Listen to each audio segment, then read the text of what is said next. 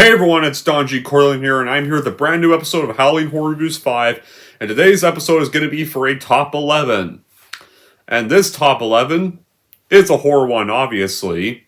This time it's going to be for the top 11 most satisfying deaths in a horror film.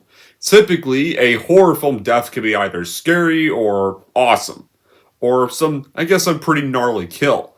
But there is always a trope where a character is so despisable, whether it could be even the villain even, or whether it is a character that's actually worse than the bad guy in a horror film itself. You want that character to die so bad. Well, these top 11s and some honorable mentions are the characters that these guys all die in a horror film. The difference is, these top 11s are fucking unlikable. That I just want these guys to get their comeuppance when I met them. That's going to be the whole countdown from to 11, and then of course we'll do 11 to 2, and then you get the honorable mention clip montage before we get to what, in my eyes, is by far the number one most well-deserved death in horror. And just a little hint, guys, that number one is not going to be for a person character. It will be for a creature. You'll find out when I get to number one. But let's get started with the top 11 satisfying deaths in horror, starting with number 11. Alright, so kicking off at our number 11 is going to be for a bully character in a horror film, and that is, of course, Kenny from Let Me In 2010. Now, I have not seen the original Swedish version. I have seen the American one that was done by Matt Reeves, who would later went on to direct two films in the new Planet of the Apes reboot series, and also just recently directed the new Batman film.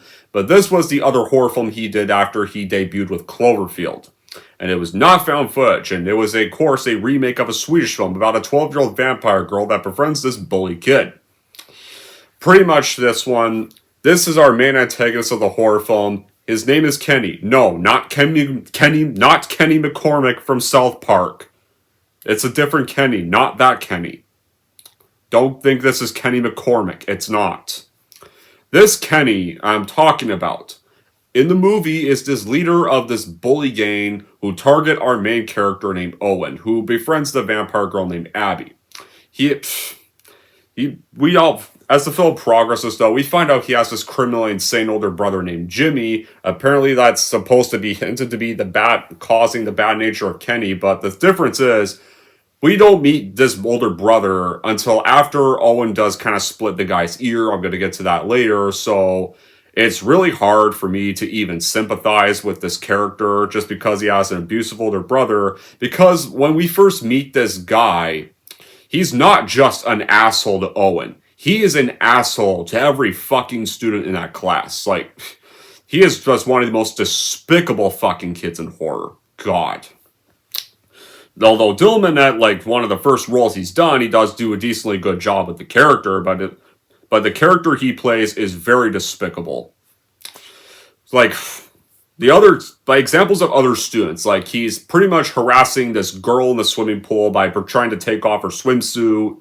So, I mean, like, him and the others are, trying to obviously take off the top of her swimsuit, and then he gets punished by the coach for it, and then he gets mad, and Owen does kind of snicker about that, but Kenny then sees this, and he's really pissed off, so he follows him back to the locker room, and pretty much him and his friends attack Owen to the point where he wets himself, and then, of course, the movie progresses, we meet our actual vampire character, Abby, who throughout the film is telling Owen to stand up for himself. When the time comes, she's going to be there for him. So Owen does take that advice at one point when he goes to pretty much play hockey in gym class at this frozen pond. Kenny's about to harass Owen again. And just as that, he's pretty much threatening to put the rod up Owen's ass. And Owen then is holding that metal rod. He whacks him in the fucking ear. Right there. With the metal rod, and his ear is split in half, and that's also a pretty equally satisfying bit right there. That bit was like, no, bitch, you got this on yourself. You got what you fucking deserved. It's all you get for being such a piece of crap. But then, of course, that doesn't stop him right there, because while he doesn't really go near Owen again for the rest of the film, Eventually, he pretty much has his friends and even his older brother, despite the guy who's the guy who's been basically harassing him too, so they can get their revenge on the whole incident. So they start this fire outside the swimming pool so they can distract the teacher, and then Jimmy scares the students out of the class, but then they find Owen, they drag him back to the class and throw him into the pool, and Jimmy tells him that if he can hold his breath for 3 minutes, he'll just get a cut on the cheek, or he's going to get his eye cut out. And it's clear Jimmy actually really wants to drown Owen. And so, while Jimmy's holding Owen underwater, Kenny and the other bullies are trying to tell him to stop because this is getting fucked up even for them. But honestly, guys, you were in on this whole fucking thing. Don't try to act innocent. No. Then, of course, Abby shows up, slaughters all of them. We don't see them getting slaughtered, but we see Owen still being held in the pool. We do see blood kind of going in the water. You can tell they're being slaughtered into pieces of flesh, and then after that, so yeah, Abby returns to save Owen because she had left earlier, and they leave.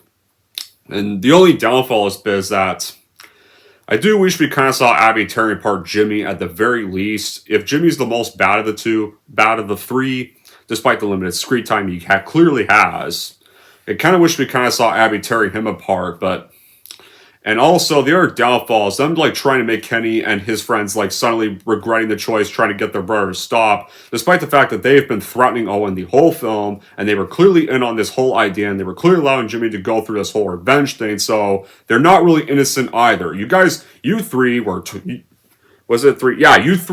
torturing this kid throughout the whole entire film. You guys are not innocent in any of this. You are just as bad in this whole scenario. Just because you don't like what your brother's doing doesn't make you guys innocent. No. I did not feel sorry for any of these four when they died. I was really not. I was glad that Abby showed up and slaughtered every one of their asses. Now kicking off at number 10 is going to actually be for a Saw victim. And that's going to be Xavier Chavez from Saw 2, the best of the Saw sequels and the second best of the Saw series. As you all know, the plot of Saw 2, these victims are trapped in a nerve gas house, and one of them is their detective who's a dad, and is trying to get his son out, and is trying to save his son from Jigsaw. So when we get to the nerve gas house scenes and we meet all the victims, Xavier Chavez is one of them, and he's one of the victims of Saw who full-on deserves his demise in the bathroom at the very end of the film. When you first meet this guy. Now, I was split between whether it was Xavier or Obby, because Obby's also just as bad because he's got them in there in the first place. But that being said, though, Obby has one scene and he's killed off. He's the first one to be one of the first victims of the house to be killed. So Xavier appears throughout the whole film. He's in the whole movie. He has a main role in the movie. So I put Xavier on the list. When you first meet Xavier, he's already known as this murderous drug dealer that really does not give any asses about anybody in there except for himself, and pretty much does not care if he's willing to get anyone else in prison that house with him killed, so he can save his own ass from getting killed by all the nerve gas that's going to their system. The biggest moment when this guy crosses the moral event horizon. Yeah, we know we know that Amanda's actually a Jigsaw apprentice at the very end, and she's gonna end up turning out to be a bad guy as well, but the moment he crosses that path is when he throws Amanda into the needle pit just so his ass would not have to go into the very pit he is supposed to be going into to get the key to that safe that has his antidote when his turn starts, because that needle pit is his test that's strictly for him. Then, of course, that fails, and so he realizes they have all the numbers on their necks to the safe, so he starts pretty much killing every one of the victims, or heck, even leaves the stupidest one of them to her idiot fate. You know the idiot one I'm talking about. And then, of course, after that, he now wants to clearly kill Daniel, not just for his number, but because his dad is Eric Matthews, the cop that got him sent to jail in the first place. And then, of course, eventually he chases Amanda and Daniel all the way to the bathroom from the first film, and once he catches up to them, Amanda pretty much refuses to give her number. She doesn't have one, just a little heads up. And she has to keep Daniel alive, so that Jigsaw can kind of succeed with his plan. Can't let Daniel die. So he's forced to cut his own neck and has to read his number, and then he tries to kill both Amanda and Daniel, but at first, throughout this part, it seemed like Daniel was dead, but Daniel immediately gets the upper hand and finally gives Xavier the death he deserves by kicking his knee, grabbing the hacksaw that Gordon cut his foot off in the first one with, and slitting his neck. Right there. Well, yeah, so sadly, though, it is revealed that Amanda's also evil and is Jigsaw and is going to be carrying on John's work when he dies. Well, that didn't happen, though. That went to the lame character Mark Hoffman that is lame and somehow escapes everything he gets into for some weird reason. But it's still satisfying to see Daniel pretend to have been dead and waking up to slit Xavier's throat, especially because this guy's turned out to be honestly much worse than any of the Jigsaw killers in this franchise. And honestly acts much more villainous than John Kramer or any Jigsaw apprentice himself. A guy that was willing to try to save his own skin, not care about anybody else, and pretty much even going against the whole rules and throwing Amanda to the needle pit should have already been the sign that he has long failed the game. He should definitely not be getting that antidote. Amanda's a Jigsaw apprentice, I understand that, but still. Now kicking off at number 9 is going to be for a character from a 2022 film, and that is, of course, the worst character of the Terrifier movies, Barbara from Terrifier 2. Oh man, the worst character of this whole franchise. And one of the biggest examples probably of jerks are worse than villains. I don't care about some phone call scene between her and Sienna before her death, or if people want to say that, tell me she actually loves her kids and she's grieving her husband. She's grieving her husband, but the problem is she literally yells at her children the whole entire film, even when they're not doing anything wrong. She literally acts like a bitchy Karen the whole entire film. She just overly yells and swears at both of them for some of the dumbest reasons yet. Even when they're not being a nuisance, she still yells at them. Her biggest pet peeves, though, come around the time once Art the Clown frames Jonathan. She then pretty much gives up on her own son, and to the point of even ripping up that whole sketchbook of her husband's drawings and slapping him when he rightfully calls her a bitch because she is one and acts like one. Then and then of course, after Jonathan leaves, at first it seems like Barbara may feel a little bad about how she acted, but then of course, that suddenly gets thrown out of the window because apparently she finds her car vandalized with shaving cream and toilet paper and smashed pumpkins, and then she thinks he did it. Oh my god, if Jonathan did this, do you think he'd be up in Sienna's room, looking at that sword that Sienna had in her room? Would he be up there when Barbara found him? Probably not. Or would he be anywhere in the house? I don't think so. I think if Jonathan did all that himself, the first thing any wise kid would have done was probably leave as soon as they were done and probably never stick around to get punished or caught. And probably would have not even been upstairs by the time Barbara went up there. So, yeah. And plus, even if he did that, I think he would have had friends with him, and I don't think he would be able to do that all by himself. So, yeah. Then of course, after the little sympathetic phone call scene that happens, that people are going to hound me about, she then the last scene we see of her is saying that she has seen her clean that car up, and she clearly says that Jonathan is going to be in for a rude awakening, and clearly implying that she's probably going to be doing some abusive punishments to him when Jonathan returns, and she's cleaning her vandalized car. But then, of course, we see Art sitting in that car. That's clearly a sign Art vandalized that car. And then she finally finds out the clown that their kids are talking about is real.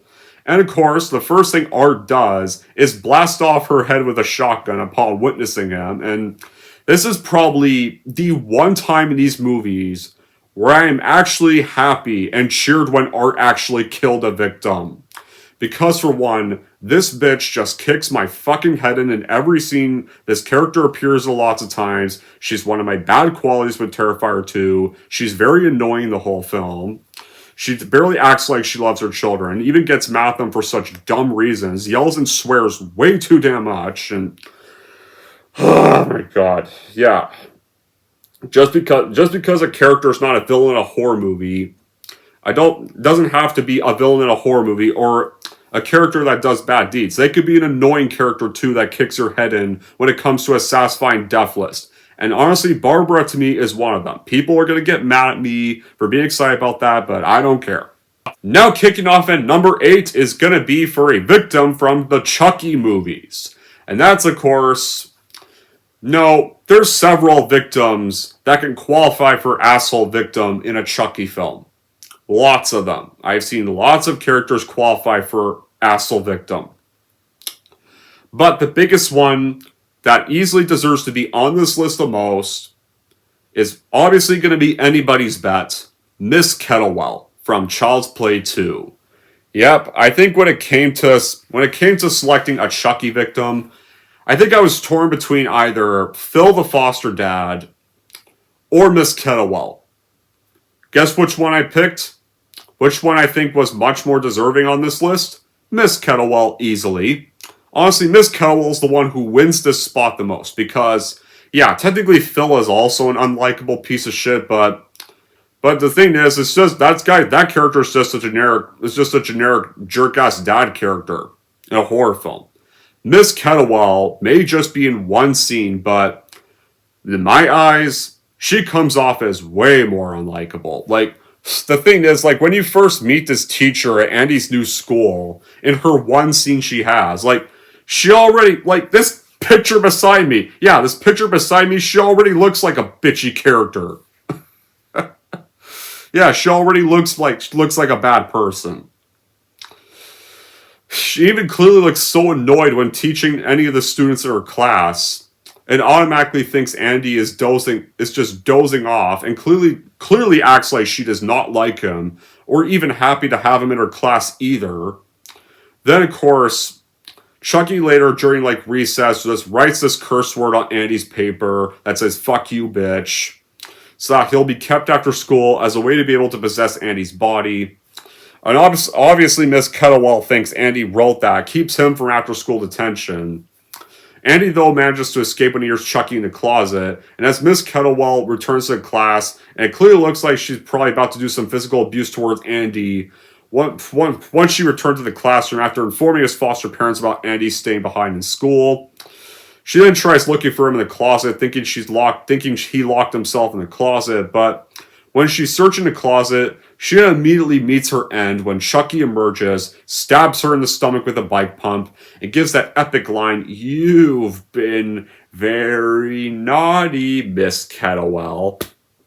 Yeah, just whacks that ruler in his hand. And just, yeah, pretty much when that moment happens, honestly, after you see this character's one scene, you're already excited to see this character get her comeuppance from when the killer doll eventually encounters her, and her staring on in fear as Chucky's about to literally beat the shit out of her with the ruler. And yeah, like, this is definitely by far, I think of all the victims who easily have deserved their kills in the Chucky franchise, this one is easily the most satisfying death of all of the Chucky films. And honestly, way more than any of the... Honestly, I find this much more satisfying than just about any of the times Chucky gets defeated. The thing is, like, Chucky's an enjoyable villain, whereas Miss Kettlewell is a character that you already fucking despise when you meet this person. Yeah, there's many asshole victims in Chucky, but for me, Miss Kettlewell is the number one of them all. Now, kicking off at number 7 is going to be for a horror antagonist. And it's also from 2022. That is, of course, The Grabber from The Black Phone, another 2022 horror film on this list. The Black Phone is definitely, no doubt, to my eyes, probably Scott Derrickson's best horror film. Like, this came out around the very time, like, he was really starting to get into the right direction, especially after, like, Doctor Strange really got him into that route. And then, of course, The Black Phone really solidified that he was finally going to become a good director, because before those two movies, this guy did some some pretty shitty films, like one of the Hellraiser sequels. He did Exorcism of Emily Rose. He did the god-awful Day the Earth Stood Still remake with Will Smith's son. This, look, Doctor Strange and Sinister, I think, is overrated. Doctor Strange and the Black Phone are easily showing, and of course his segment in VHS 85 really show that he's really starting to become a better director.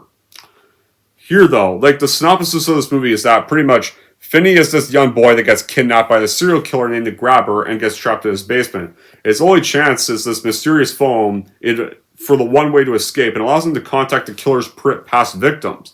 And throughout the film, Finney comes in contact with all these victims, offering many escape attempts, which he does try to use, and throughout the film, every one of those escape attempts fail or are actually futile. And just by that time, like, Finney breaks down and is about to resign to his fate, he then gets a phone call from Robin, like the Grabber's recent victim, who is Finney's friend, and tells him that today is going to be the day that Finney has to stand up for himself, because that was the last shot they had, by using this technique with the phone that he pretty much trains with. And then the Grabber's brother, though, finds him and actually decides to actually free him, but by then, like, the Grabber has returned from wherever he was and immediately kills his own brother and is now prepared to kill Finney, pretty much reaching that stage where he kills the victim. But by then, like, during the whole pursuit, Finney uses all those futile escape attempts to trap the Grabber by getting his ankle broken. Then Finney immediately beats the Grabber with the phone receiver. And then, of course, the icing on the cake, what really makes this death scene so satisfying, Finney reveals that the phone indeed worked, like when the Grabber told him it never did.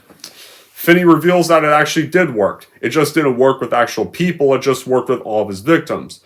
And the Grabber actually gets to hear all of those voices, taunting his inevitable demise. And the very last one, before the Grabber meets his end, is Robin pretty much telling him that Finney's going to kill him for him, and that Finn's arm is mint, and then Finney snaps his neck with the phone cord. And throughout this film, you pretty much root for Finney to be either found by the cops or escape the Grabber. Well, I was like, at first I thinking, like, maybe Finney was going to get found by the cops, and the Grabber was going to go to jail. No, like, I really like that this subverted my expectations that Finney actually fought back and actually killed the Grabber right there. Like, not only does he manage to escape, but Finney's even the one who manages to kill the Grabber himself, and then he gets found and rescued. Like, that was such a satisfying ending in the theater. Definitely one of the best horror experiences I had watching in the theater. And honestly, like, that was a very satisfying way to close out the story right there. Finney escaped, he's now confident at school, he now has the confidence to talk to his crush in school. Perfect way to close out the story, perfect one and done chapter. No! But of course, Jason Blum is like, fuck that, I want a sequel! Because this guy likes fucking money. I swear to God. Jason Blum, idiot. Not every fucking horror film that's good needs to have a franchise. The Grabber is fucking dead. How the hell are you gonna make a sequel to this? The Grabber's dead! The Grabber's not Freddy or Jason or Chucky. The Grabber's a human being. So yeah, I'm going to pretend the Black Phone is a standalone and the Grabber is dead, okay? The Grabber's dead. I'm not going to acknowledge any sequel's existence, regardless of what it's about. Now, kicking off at number 6 is going to be for another villain list, and sadly, even these guys got freaking revived, but I pretend their third film is not canon, and I pretend this is where their timeline stops. The Firefly Family from The Devil's Rejects. Yeah, I don't care if people say, 3 from Hell came out, Don Corleone, they're not dead. I don't care about that movie, because it doesn't exist. I already said that. I don't acknowledge that film as canon. Hell, I don't know a lot of people that even like that third film, or even really want to acknowledge it as canon, and some actually prefer to pretend that never happened. And honestly, nobody talks about 3 from Hell anymore. Nobody does. So yeah, they're dead. The Fireflies die in Devil's Rejects. That's how it always has been, and it will always stay that way. They die in this film. The plot of this movie is that pretty much a few months after House and Corpses, the Firefly family all got discovered by John Waddell, the brother of one of the murdered cops from House and Corpses, and the entire police army, and they are now being hunted by the whole entire police force, and pretty much the whole movie is pretty much the police bringing all the Firefly clan down one by one. Throughout the film, they pretty much kill the family members one by one. First off, like, they kill Rufus, like, Grandpa Hugo. yeah, Grandpa Hugo from Corpses is not in this film because his actor had passed on, so they couldn't really mention him. So it's likely that the Grandpa character likely died of old age between the films at some point. But Rufus is the first one to be killed. Then of course they arrest Mom Firefly, and throughout the film, although Otis and Baby escape, and throughout the film, John goes more and more insane throughout the film, and then he straight up kills Mom Firefly in her cell one night after having a vision of his brother. Then Baby and Otis though have escaped. They rendezvous with Spaulding at this abandoned motel in the desert. And that sadly does lead us to that infamous sequence and that infamous scene of the movie that I would rather not talk about. And honestly, I really wish they did not do that sequence, because it's a filler sequence. I'd rather the movie had just been about John hunting them down, about the sheriff hunting them down instead. Could have rather focused more on that. But then, of course, but after that, though, we do get back to what we would rather be watching. Would rather be what the film would be about. This sheriff that's like Woodell that's actually hunting this whole entire family down. Eventually, he does manage to enlist the help of this bounty hunter duo, one of them being played by Danny Trejo. And eventually, the remaining three immediately get found at this brothel that they stop at to hide. And by the time John has recruited those two bounty hunters, and by the time they get found, the biggest of the two bounty hunters shoots Otis's favorite hooker in front of his face, then throws him right through a window, beats the shit out of him, and John even kicks him awake to get moving into the police car. Then after that, he takes them back to their house and uses pretty much all of the torture methods they inflicted on every victim of theirs by pretty much stapling their victims' photos to their chests, shocking Captain Spaulding with a cow prod, then whacking Captain Spaulding in the head with the butt of the cow prod, and then pretty much shocking Otis with the cow prod as well, or even like Otis having a bottle smashed on his head, or getting his hands nailed into the chair. Oh, by the way, guys, Otis is the most despisable of the family, but guess what, guys? Otis is the one that actually gets the most painful acts of all three of them. Then after that, John sets Baby free, sets the house on fire, hunts her through the entire farm area of the house, kills Spaulding's brother before he's about to rescue them, and then he starts beating the shit out of Baby and pretty much whipping her. However, though, just as John's about to kill Baby off, sadly, though, Tiny shows up because, like, in the beginning of the movie, he ran off and hid. He was never seen throughout the film, but now he's seen, and sadly, he saves them. So, kills John Waddell, and he rescues the other two from the fire. However, though, just when you think they're going to get away with their crimes again, just as they've escaped the next morning, the cops have already blocked off their route out of town. And then you get Freebird playing in the background as Otis pretty much gives the weapons to Baby and Spaulding, and even giving the biggest one to Captain Spaulding, who throughout the film that often has a bit of a rift with, but the commentary reveals that this is him finally letting Spaulding take the lead and finally coming to respect Spaulding. They then charge the barricade, and guess what? They're all shot down, killed, and the Firefly family is finished off for good. But sadly, we all know Rob Zombie had to get lazy and bring them all back for a shitty third entry, which will never be canon. The Firefly family are all dead. They all die in this movie, and that is that. Now kicking off in number 5 is going to be for just about, I don't know which one specifically, but you know what? Any of the Eli Hunting Club members that Paxton kills in the final act of Hostel. Hostel. Eli Roth's most infamous horror film, which to me is pretty overhyped. Because while I like the half I am about to talk about, I despise the shit out of that first act with all the sexual stuff. That bit alone is why I don't really like watching this movie that much. And I honestly am one of the few that prefers part 2, because despite the awful opening scene that fucks over Jay Hernandez, the rest of the film focuses less on the sex crap and at least gets to the horror right away, and at least somewhat feels a little more ambitious. This one, though, definitely does have the more satisfying revenge in the best part of the film. Whereas, this takes place after Paxton has been tricked by Natalia, and has been captured by the Eli Hunting Club after the two girls have tricked him and got his friends all killed. He, though, manages to escape because his captors are honestly not that smart.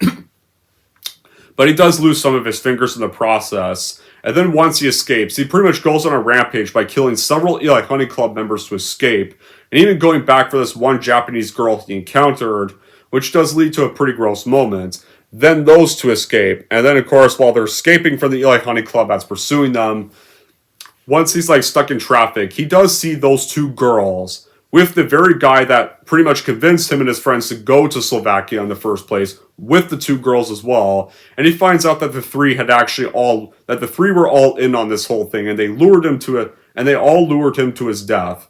The first thing he does is he runs over all three of them. Then after those three are all killed, once they get to the train station, kind of sacrifices herself so Paxton can escape without being noticed. Then when Paxton's on the train, the last scene is Paxton stopping at another train station because he hears that same Dutch businessman that they encountered earlier saying, "No thank you, I prefer to use my hands." And he then pretty much follows the Dutch businessman to the bathroom, puts a closed sign on the bathroom door, and then while like the Dutch businessman is using the bathroom, Paxton uses his car to lure his hand closer to him, so that Paxton then grabs the Dutch businessman's hand, cuts off the very two fingers of the businessman that Paxton himself lost in the Eli Hunting Club, then of course kicks the door in his face, drowns him in the toilet, then immediately slits his neck when he begs for mercy, and then right there is where the Dutch businessman is killed. Like, this is like, as much as I despise that first half, this final act is the bit I do like the most, and it's definitely perfect satisfaction to watch Paxton get revenge for the deaths of his friends after the Dutch businessman and the Eli Hunting Club have killed his two friends. And I'm I'm glad that Eli Roth picked this ending instead of the daughter one, because the daughter one would have made us sympathize with the villain, and we don't want that. No, we want Paxton to kill this fucker. We want to sympathize with Paxton. We want him to come out on top. And plus, like, kidnapping the daughter at a public train station is such a stupid idea, because he'd be caught easily. And I really wish that, although, the shame Eli Roth killed him off quick in part 2. That really does suck. I can agree with people on that. Now kicking off at number 4, it's going to be for a Stephen King character, and it's one from a horror. It's not one from something like The Shawshank. It's not one from something like The Green Mile. It's not a character from It. It's not Jack Torrance. It's from one with a shocking ending from 2007. One annoying religious lady who never shuts up. Her name is Miss Carmody from The Mist. Yep, a Stephen King character that I think just about many people watching this video were probably going to be waiting for me to put on this list. Oh, don't worry, guys. She was definitely coming. I was just saving her for closer to the number ones, for the deaths that are closer to the top 3. But saving her for that, because this is definitely a death that is very long deserved. Especially after you had to sit through this lady for 2 hours, and by this time she has now come to the point where she loses any sympathy from anybody. Not like she really had any sympathy from people. Well, she didn't really have sympathy from anybody to begin with. Nobody liked her when they first met her. Miss Carmody, throughout the film, like when we first meet her, she's shown to be this reclusive, this distant woman who is obsessed with God. And then, of course, when Amanda offers her friendship, who's one of the people trapped in the market with her, she denies the friendship and that her only friend is God, and calls Amanda a whore, despite the fact that she wasn't doing anything wrong to her. So basically, she doesn't really give a shit about anybody. She only gives a shit about herself. She pretty much doesn't like anybody. Because she is socially reclusive.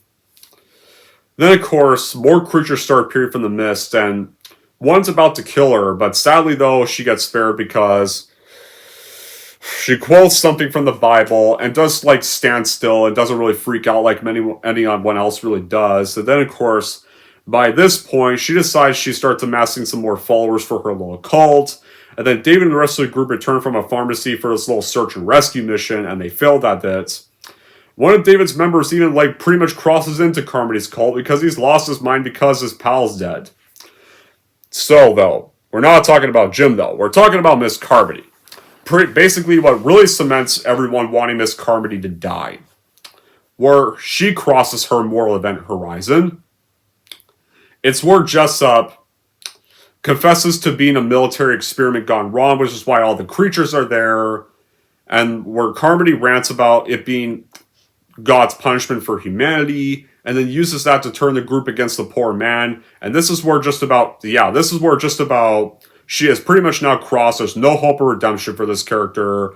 She's already long crossed any attempts at sympathy.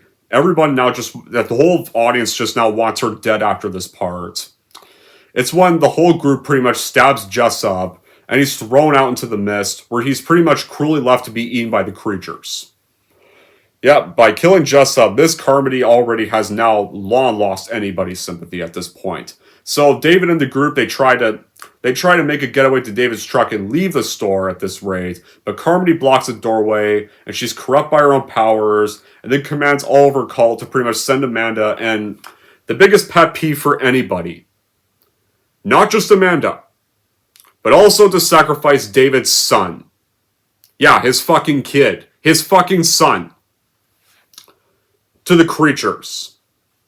And that's just pretty much the point where just anyone who was watching the film wanted her dead. When she said they wanted the boy to be killed.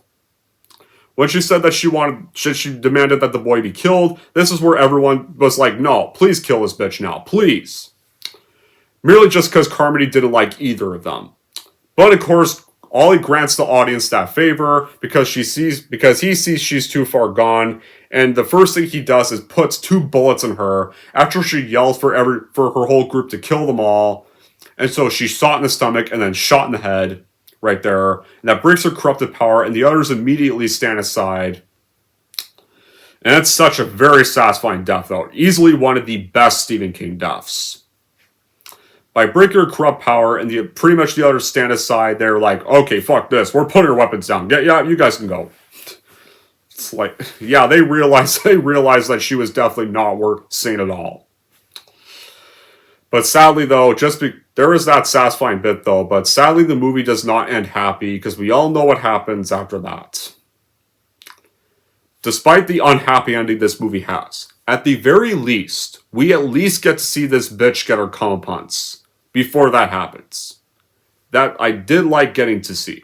Now, kicking off at number 3 is going to be Lizard from The Hills That Rise. The 2006 version. That is.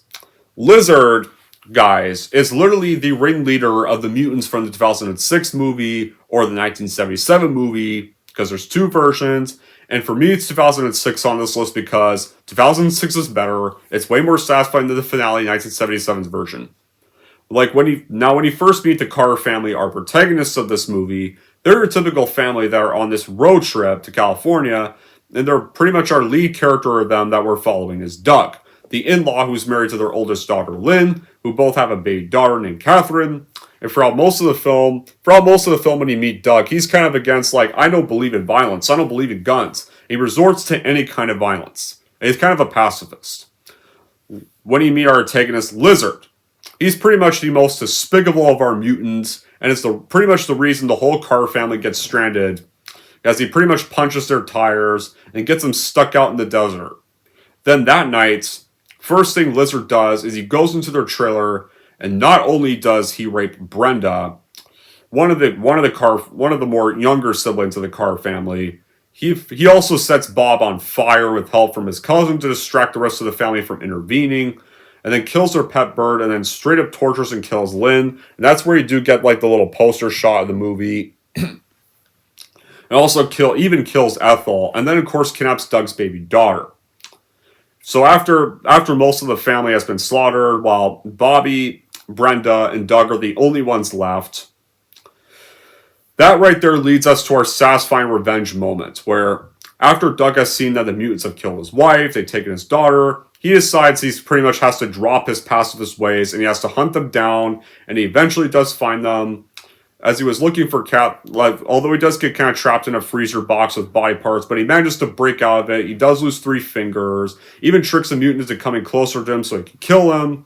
As he's looking for by the time he's looking for Catherine, Lizard already prepares to kill the infant, but he finds out that Ruby, who's pretty much the only good mutant of the clan, has taken the baby with her.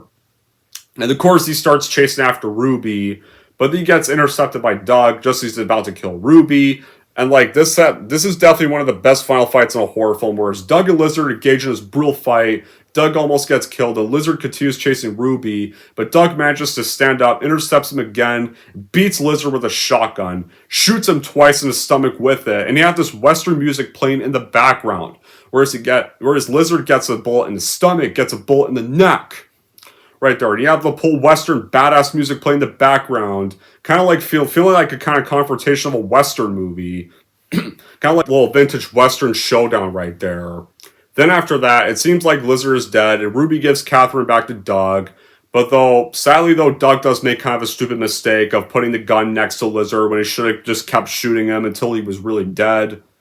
Lizard, though, gets up, and he does try to shoot Doug with the shotgun, but Lizard still dies, because Ruby sacrifices herself, tackles Lizard over a cliff, and his screams can be heard when he and Ruby are falling to their deaths, just as a shotgun goes off, before he can shoot Doug. As much as I wish, and that right there is where Lizard dies. As much as I wish Doug did not drop his gun, and Ruby did not have to be killed off. It is very cathartic to see Doug hit the fuck it button, and just start resorting to violence to kill all of these fuckers that have killed most of his in-laws, have kidnapped his baby daughter, killed his wife. Right there, and he triumphs, comes out on top. And even the two siblings have worked together to pretty much kill off any remaining mutants coming near them in this whole process. And then they reunite. Right there. And it's pretty much epic to see actually Doug finally deciding to actually just use the violence to kill all these mutants that have caused him hell. So cathartic right there. Now kicking off at second place is another villain.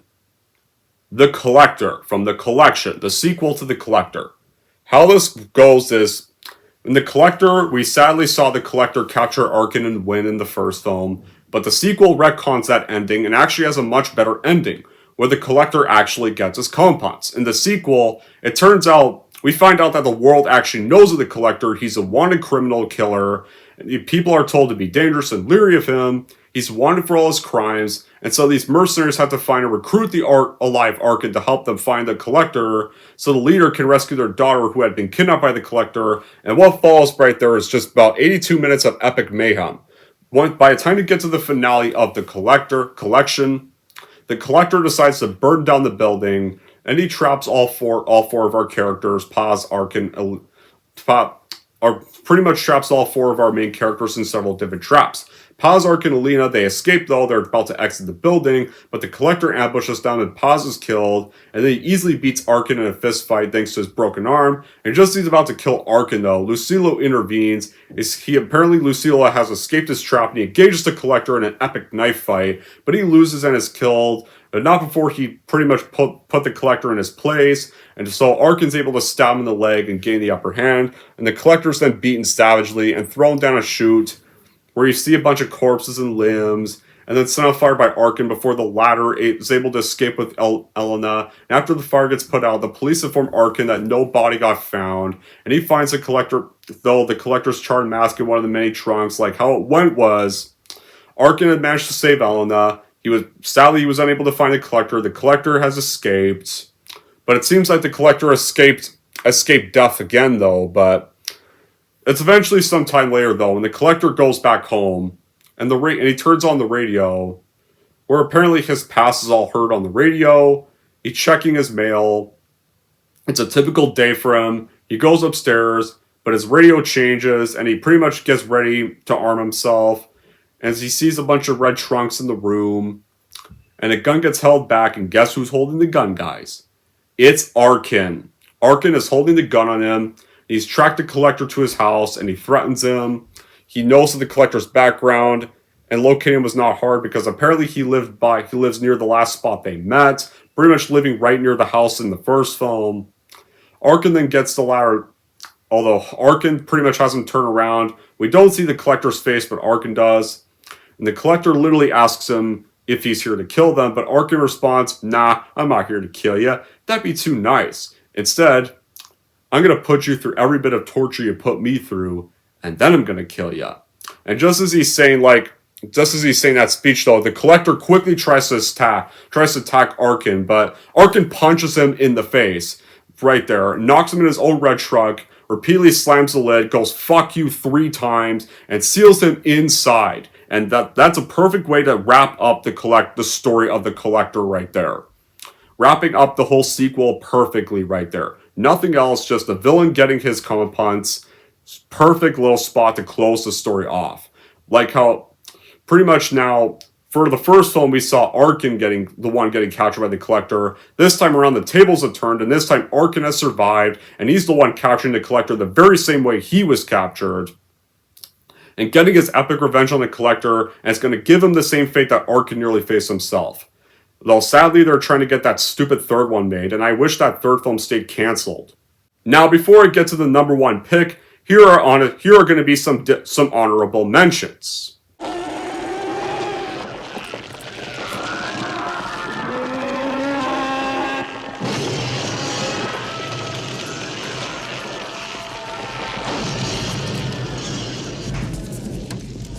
Don't let me die, Mommy. I'm not your fucking mommy!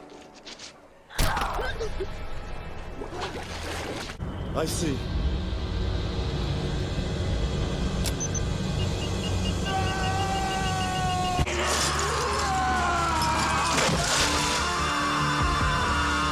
Smile, you son of a...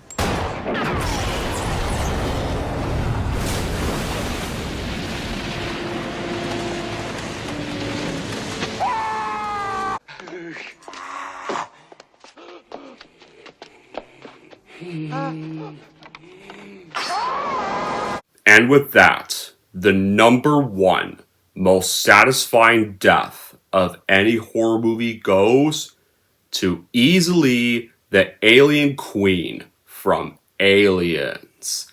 Yes, guys, this pick will always be my number 1 for any satisfying horror death. Pretty much, the xenomorph queen is a xenomorph, except more frightening than a regular xenomorph, has powerful back legs, long-fingered arms, and her head can bite through things, and her body can be dropping with xenomorph acid. Anyone just about remembers her in Aliens. She's in Alien vs. Predator 2, but her best portrayal is easily in Aliens. She's known to lay eggs in most grotesque ways possible. Like, the xenomorph queen is particular, like, a regular xenomorph is pretty frightening enough. A xenomorph queen is more frightening because, like, she's bigger, she's meaner, she's much more powerful. She doesn't really appear until around, like, the finale of the film. Most of the movie, you get mostly just xenomorphs and stuff, but once, like, Ripley is rescuing Newt, the queen then reveals her presence. Like, the queen reveals herself, goes after them. Like, the first thing, like, Ripley does is, like, she pretty much launches a whole firearm on all of the xenomorph eggs. And that should have wiped out the whole entire xenomorph species for good, so they can never be reborn. But by then, as the queen's chasing them, Bishop then rescues them. Is the ship, and like just as like it seems like they're gonna finally go home, the queen then reveals her presence, and immediately the first thing she does is she impales Bishop with her tail before she tears him in two, and then goes after Newt, pretty much to secure as a host for a new hive of xenomorphs, or and then likely kill her as revenge on Ripley for killing her clan. But by then, Ripley shows up in that robot suit and pretty much gets ready to fight the powerful alien queen with that line, "Get away from her, you bitch!" And then this whole battle between them ensures, and the queen then turns the tide of the battle though by bringing Ripley to the airlock with her, likely as a last attempt to probably take Ripley with her, and then she gets stuck with the power loader. The alien queen gets stuck with the power loader, trying to take Ripley with her still. But Ripley, though, manages to kick the queen loose. And then immediately then she presses the airlock button. And the queen is immediately sucked out of the airlock and into space to freeze to death. Never to be seen or found by anybody again. Never, ever to lay another species of xenomorphs ever again. And like even 38 years later, this is still the most epic finale to any horror movie yet, and thank goodness this is where the series beautifully ends with the queen dead and Ripley being able to raise Newt, prepare Bishop, raise Newt with Hicks as well. And it beautifully ends there because the Xenomorph clan has now been annihilated for good, the Queen is trapped in space and will freeze to death, and it's a satisfying way to wrap this all up, and even this did not get any sequels. Alright, there we go, guys. That wraps up the top 11 satisfying horror kills list. Now, I want to know in the comments down below what your 11 satisfying horror deaths would be. And until then, guys, that'll be it for this top 11. Thank you all for watching. If you like this and want to see more, and don't forget to like, subscribe to Don G. Corleone.